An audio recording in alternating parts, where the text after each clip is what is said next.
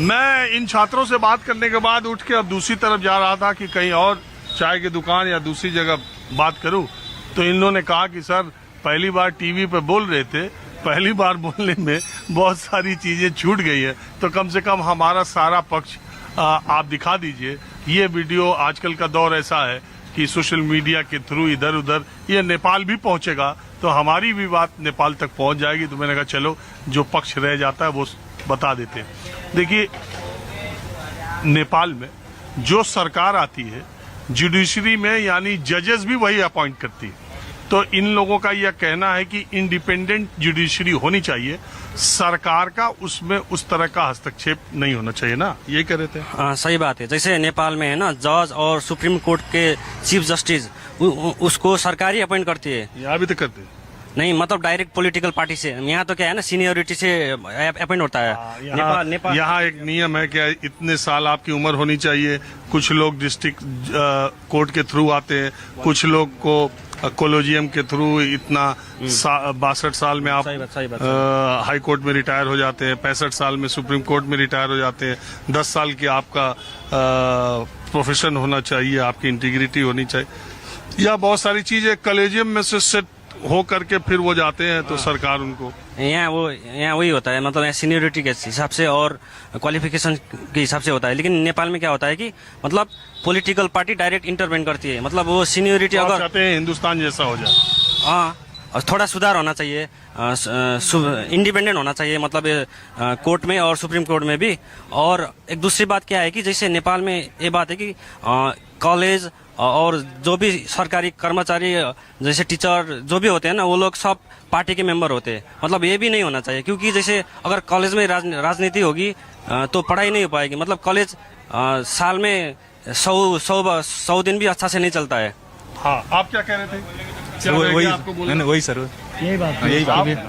हाँ, तो ये बात। अच्छा, एक चीज में आपसे ये बालेन शाह जो मेयर, उनका बड़ा चर्चा चल रहा है कि बड़ा क्रांतिकारी, उनको बड़ा नेपाल, ये क्या है असलियत, क्या बालेन शाह के बारे में? ऐसा था, मतलब जब से डेमोक्रेसी आया है ना, मतलब ये दो तीन लोग हैं ना, जैसे शेरबहादुर देउबा, केपी ओली और प्रचंड, मतलब ये 3 अलग अलग आइडियोलॉजी के लोग हैं, लेकिन सत्ता है ना तीनों के आसपास घूम रहा था। मतलब लोगों में मतलब उब गया था। मतलब ये कुछ काम नहीं कर रहे थे, सिर्फ करप्शन हो रहा था।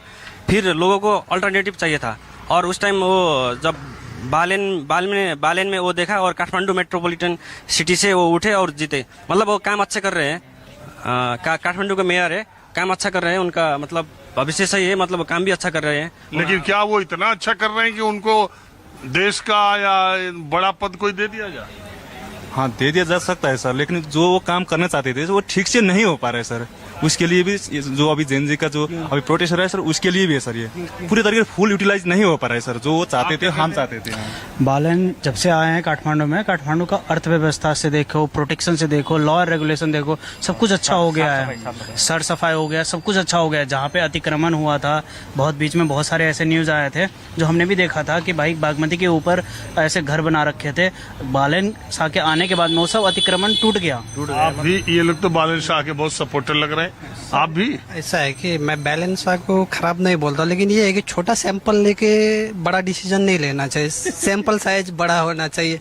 और वो बालन शाह जो बोलते हैं, सर मैं अपना देश को, मैं अपना नेपाल को, मातृभूमि को, यूक्रेन नहीं देखना चाहता हूँ, कॉमेडियन का देश नहीं बनाना चाहता, वो कॉमेडियन रैपर पे मैं विश्वास नहीं कर सकता हूँ।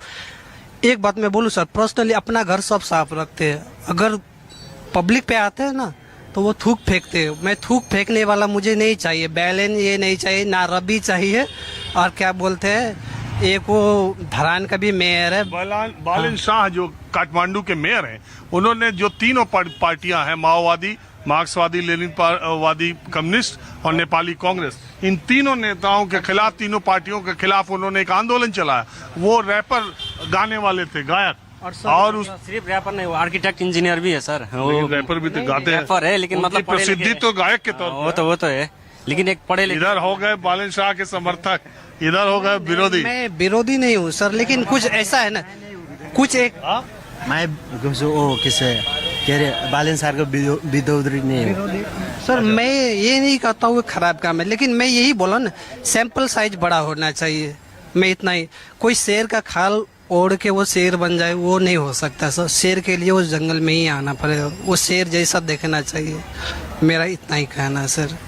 छोटा सैंपल नहीं लेना चाहिए, सैंपल साइज बड़ा होना चाहिए। थैंक यू देखिए, एक अनिश्चितता के दौर में नेपाल अभी है और लगातार वहां पर बातचीत का सिलसिला चल रहा है।